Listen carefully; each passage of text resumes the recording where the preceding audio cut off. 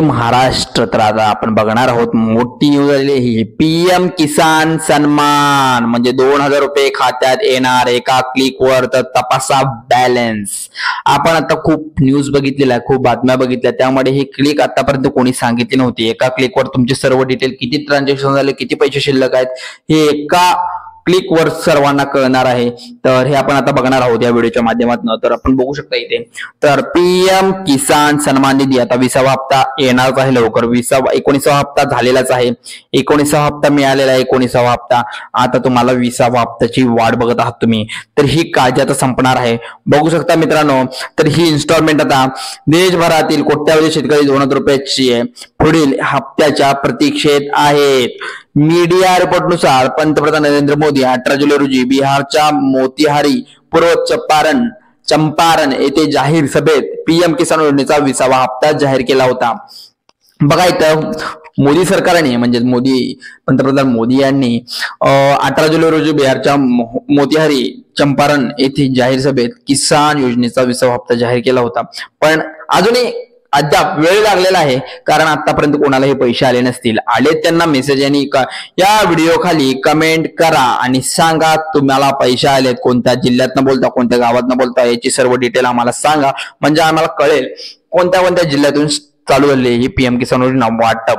तर यामध्ये आपण बघू शकतो मात्र सरकारकडून अद्याप अधिकृत दुजोरा मिळालेला नाही। पंतप्रधान नरेंद्र मोदी बिहारमधील मोतीहारी येथे 7,200 कोटी रुपयांपेक्षा जास्त किमतीच्या अनेक विकास प्रकल्पाचे उद्घाटन पायाभरणी करण्यात आहेत।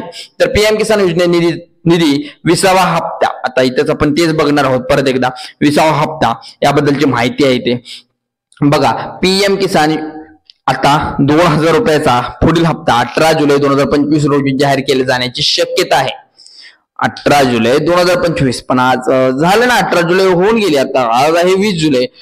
तर याची आपण डिटेल चौकशी करूया म्हणजे ह्याची माहिती आपण बघूया। या तारखेपासून शेतकऱ्यांना रक्कम त्यांच्या बँक खात्यामध्ये जमा होऊ शकते पण अद्यापही एकाही पीएम किसान योजनेचा जो धारक आहे त्याच्या खात्यामध्ये आलेलं नाही।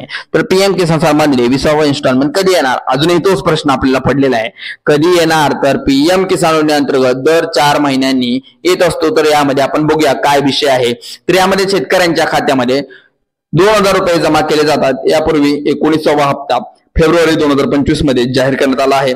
तर 2024 मध्ये हप्ता जून मध्ये आता आला होता, मग जून मध्ये आला होता पण यावेळी थोडा उशीर झाला असं सरकारने सुद्धा सांगितलेलं आहे। अद्याप हप्ता निघेल अशी अपेक्षा आहे। सर्वांना माहित नाही आहे खरं कधीपासून पीएम किसान योजना चालू होईल। तर इथे आपल्याला डिटेल आलेली आहे ती आपण सांगत आहे। ती पीएम किसान सन्मान निधी म्हणजे हा पीएम किसान सन्मान निधी योजनेची शिल्लक कशी तपासावी म्हणजे जी पीएम किसान योजना आहे ती शिल्लक कशी तपासावी आपण म्हणलं एका क्लिकवर सर्व डिटेल येऊन जाईल तुम्हाला। आपण किती पैसे आहेत किती पैसे नाहीत किती शिल्लक आहेत किती वापरले गेलेत याची सर्व डिटेल तुम्हाला येऊन जाईल।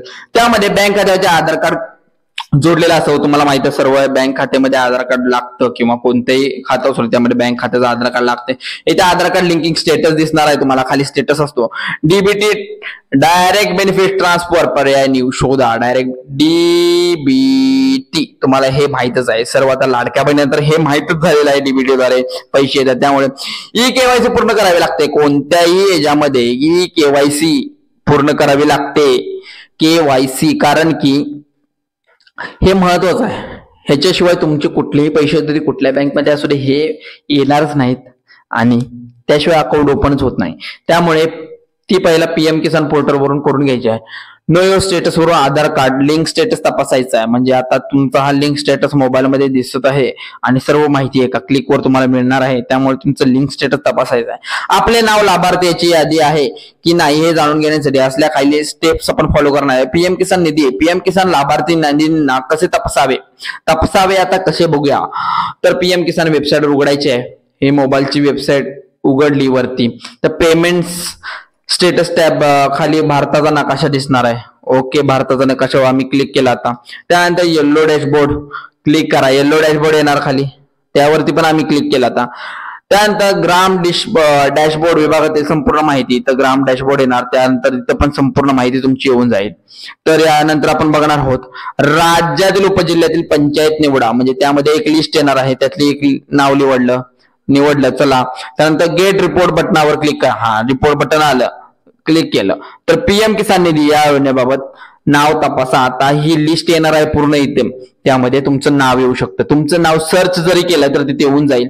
त्यामुळे तुम्हाला व्हॉट्सअपवर फेक वगैरे येत असतात, तुमच्या ग्रुपला, व्हॉट्सअप ग्रुपला काही येत असतील गोष्टी, तर त्या गोष्टींना क्लिक करून तुम्ही अद्याप कोणालाही क्लिक केलं तुमचं नाव निवडत बसायला 2-3 तास तुमचे वाया घालवू नका.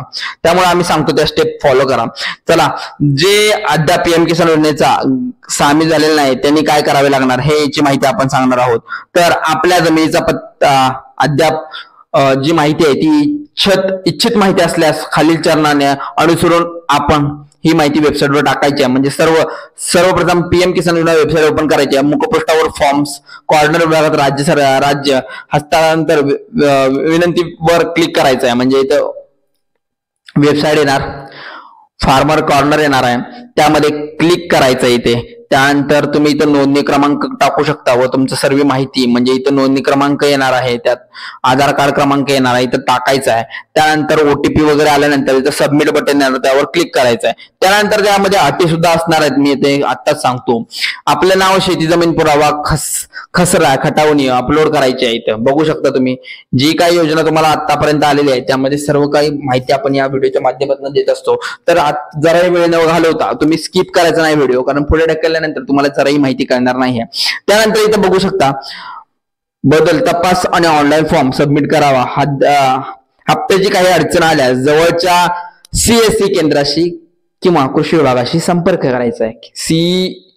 CSC हे तुम्हाला माहित असेल, तुमच्या गावात सुद्धा असेल, तुमच्या पलीकडच्या अलीकडच्या गावामध्ये असेल किंवा तालुक्याच्या गावात असेल, तुमच्या गावात तर नक्कीच असणार आहे CSC केंद्र. त्यामध्ये जाऊन चौकशी करायची आहे, सर्व माहिती तिथे मिळून जाईल तुम्हाला.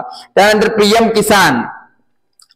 पीएम किसान यामध्ये दाखवण्यात आलेलं आहे, बघू शकता इथं. पीएम किसान योजना लाभ घेण्यासाठी वयाचं बंधन आहे का, काय आहे ते नियम, आपण कोणते नियम आहेत ते पीएम किसान जाणून घेण्यासाठी आत्ताच हा व्हिडिओ स्किप करू नका. सर्व माहिती या व्हिडिओच्या माध्यमातून तुम्हाला देणार आहे, त्यामुळे तुम्ही व्हिडिओ स्किप न करता पूर्ण माहिती बघायची आहे. चला, तर पंतप्रधान किसान सन्मान निधी योजना भारत सरकारने राबवण्यात आलेली आहे, पण शेतकऱ्यांसाठी एक महत्वाची योजना असून वर्षाला 6,000 रुपयांची थेट मदत करण्यास शेतकऱ्यांच्या योजना माध्यमातून सरकारने ही केलेली आहे. 6,000 रुपये वर्षाला येत असतात, तुम्हाला सुद्धा माहितच आहे.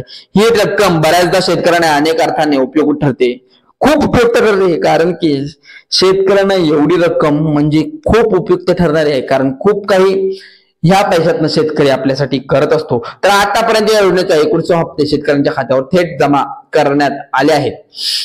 आता लवकरच 20वा हप्ता देखील शेतकऱ्यांच्या खात्यात जमा केला जाण्याची शक्यता आहे. तर यामध्ये आपण असं दिसत आहे, शेतातील देशातील कोट्यावधी शेतकरी या योजनेचा लाभ घेत आहेत व अजून देखील बरेच शेतकरी या योजनेचा लाभ घेण्यापूर्वी दूर आहेत. यामुळे नवीन शेतकरी आहेत त्यांना जर योजनेसाठी अर्ज करायचा असेल तर त्याकरिता या योजनेतील अनेक नियम अटी समजून घेणे तितकेच गरजेचे आहे.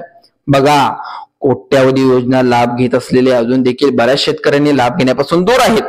त्यामुळे नवीन शेतकरी योजनेसाठी अर्ज करण्यात असतील त्याकरिता योजना असलेले नियम व अटी समजून घेणे आवश्यक आहे. बघा, नियम अटी समजून घ्या, नाहीतर तुम्ही डॉक्युमेंट घेतला आणि त्या फॉर्म लिस्ट मध्ये गेला तर तुमचा फॉर्म म्हणणार तुम्ही अरे अपात्र आहे, कशाला फॉर्म भरायला आला, मग असे 4 चौकात तुम्हाला म्हणून दाखवल्यानंतर काय होईल. मग तुमचे काही तर अटी असणार आहेत, त्या अटी तुम्ही समजून घ्यायचं आहे पहिलं, तर मगच तुम्ही फॉर्म भरायला जायचं आहे.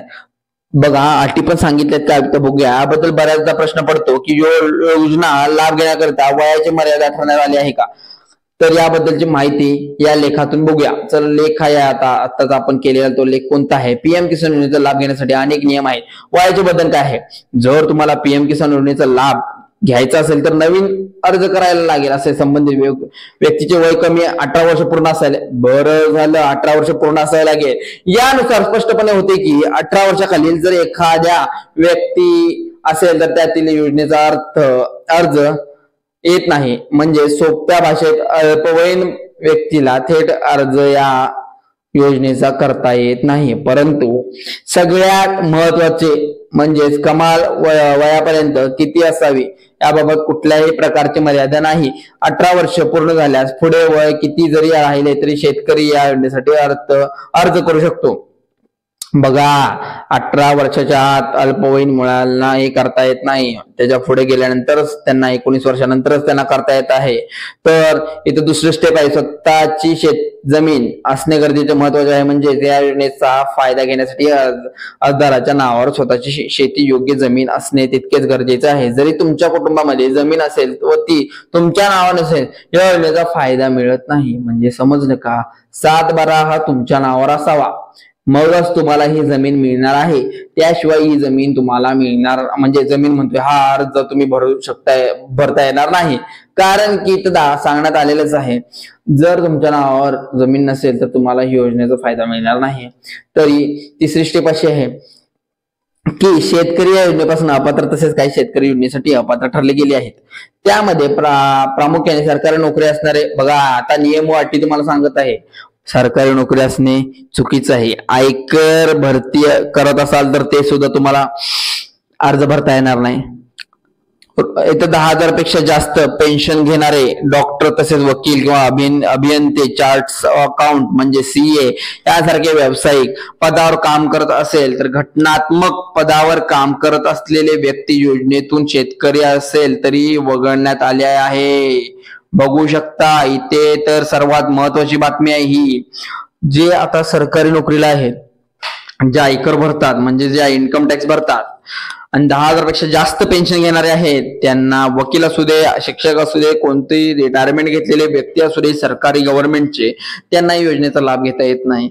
किंवा CA अकाउंटंट असू दे, यांना लाभ घेता येत नाहीत. ह्या सर्व गोष्टी जर तुमच्याकडे नसतील तर तुम्ही अद्याप लाभ घेऊ शकता. आत्ताच लाभ घ्या, कारण ही योजना शेतकऱ्यांसाठी आहे आणि शेतकऱ्याने प्रत्येक गोष्टीचा लाभ घेणे गरजेचं आहे. कारण सरकार हे तुमच्यासाठी करत असतं आणि हा लाभ घेणं तुमचं कर्तव्य आहे. चला तर व्हिडिओ आवडल्यास PM किसानचा लाईक करा, शेअर करा आणि सबस्क्राईब करायला विसरू नका. असेच व्हिडिओ आम्ही तुम्हाला देत जाऊ. आत्ता सबस्क्राईब करा. चला तर